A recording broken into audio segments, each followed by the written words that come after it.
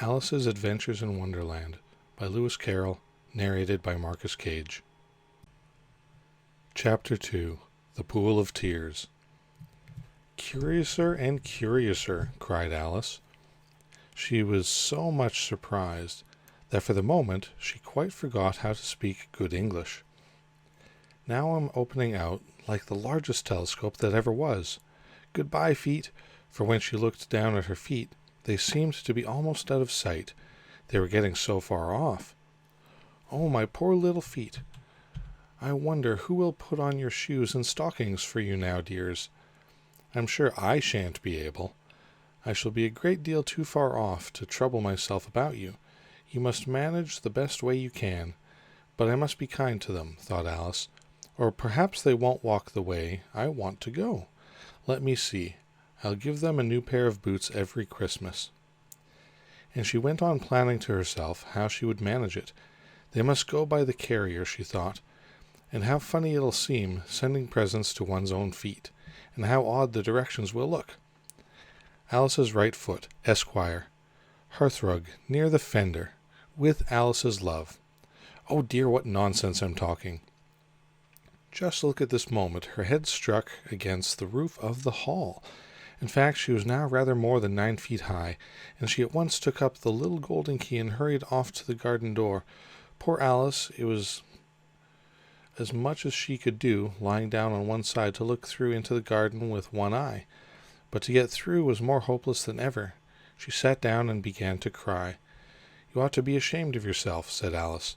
"A great girl like you," she might well say this, "to go on crying in this way. Stop this moment, I tell you." But she went on all the same, shedding gallons of tears, until there was a large pool all around her, about 4 inches deep and reaching half down the hall. After a time she heard a little pattering of feet in the distance, and she hastily dried her eyes to see what was coming. It was the White Rabbit returning, splendidly dressed, with a pair of white kid gloves in one hand and a large fan in the other. He came trotting along in a great hurry, muttering to himself as he came, "Oh, the Duchess, the Duchess! Oh, won't she be savage if I've kept her waiting?" Alice felt desperate, that she was ready to ask help of anyone. So, when the rabbit came near her, she began in a low, timid voice, "If you please, sir." The rabbit started violently, dropping the white kid gloves and the fan, and scurried away into the darkness as hard as he could go. Alice took up the fan and gloves, and, as the hall was very hot, she kept fanning herself all the time she went on talking. "Dear, dear, how queer everything is today, and yesterday things went on just as usual.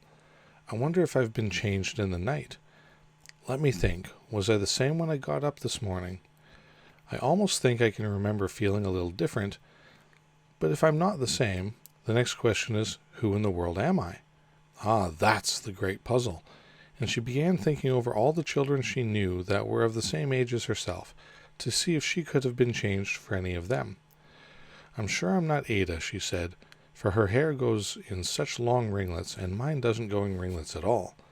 And I'm sure I can't be Mabel, for I know all sorts of things, and she knows such a very little.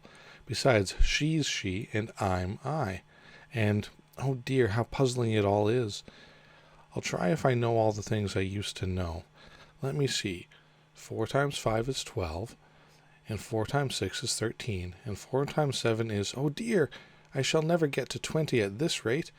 However, the multiplication table don't signify. Let's try geography. London is the capital of Paris, and Paris is the capital of Rome, and Rome, no, that's all wrong. I'm certain I must have been changed for Mabel. I'll try and say, how doth the little—" and she crossed her hands on her lap as if she were saying lessons, and began to repeat it. But her voice sounded hoarse and strange, and the words did not come the same way as they used to. "How doth the little crocodile improve his shining tail, and pour the waters of the Nile on every golden scale?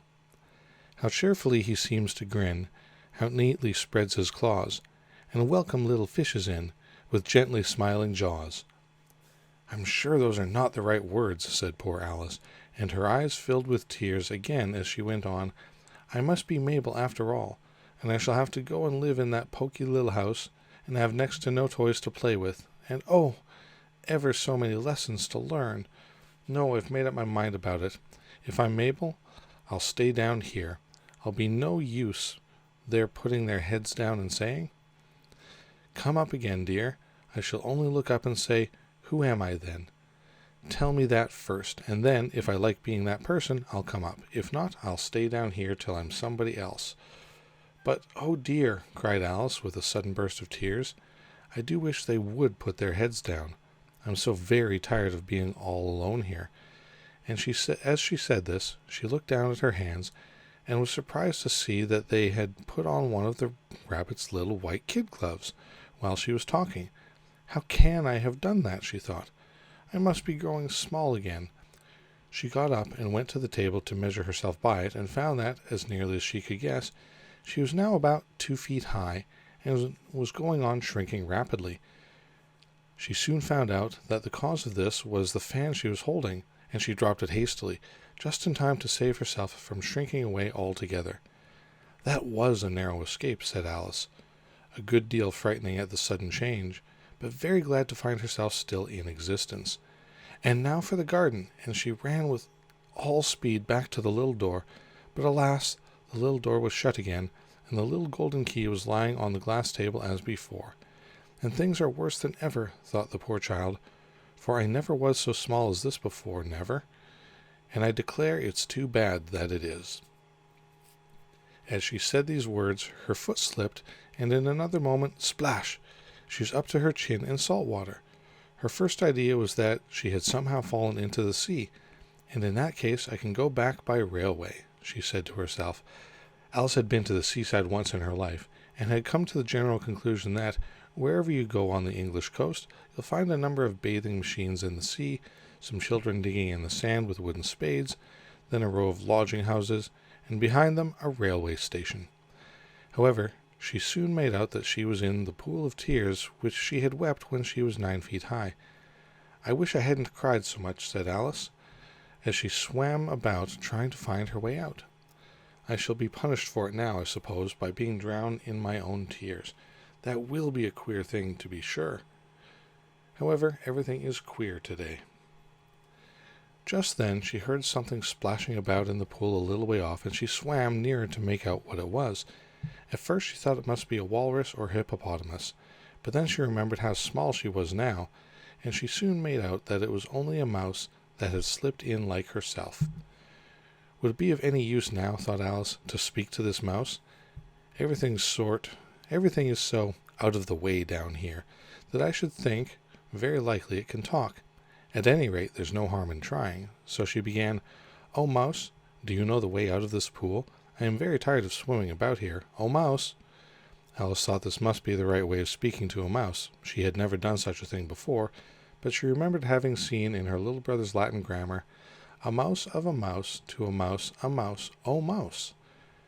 The mouse looked at her rather inquisitively, and seemed to think her wink with one of its little eyes, but it said nothing. "Perhaps it doesn't understand English," thought Alice. "I dare say it's a French mouse, come over with William the Conqueror," for with all her knowledge of history, Alice had no very clear notion of how long ago anything had happened. So she began again, "Oui est machete," which was the first sentence in her French lesson book. The mouse gave a sudden leap out of the water, and seemed to quiver all over with fright. "Oh, I beg your pardon," cried Alice hastily, afraid that she had hurt the poor animal's feelings. "I quite forgot you didn't like cats." "Not like cats," cried the mouse in a shrill, passionate voice. "Would you like cats if you were me?" "Well, perhaps not," said Alice in a soothing tone. "Don't be angry about it. And yet I wish I could show you our cat Dinah. I think you'd take a fancy to cats if you could only see her. She's such a dear, quiet thing." Alice went on half to herself as she swam lazily about in the pool, and she sits purring so nicely by the fire, licking her paws and washing her face, and she is such a nice soft thing to nurse. And she's such a capital one for catching mice. "Oh, I beg your pardon," cried Alice again, for this time the mouse was bristling all over, and she felt certain it must be really offended. "We won't talk about her any more if you'd rather not." "We indeed," cried the mouse, who was trembling down to the end of its tail. "As if I would talk on such a subject. Our family always hated cats. Nasty, low, vulgar things. Don't let me hear the name again." "I won't indeed," said Alice, in a great hurry to change the subject of conversation. Are you fond of dogs?" The mouse did not answer, so Alice went on eagerly. "There is such a nice little dog near our house. I should like to show you.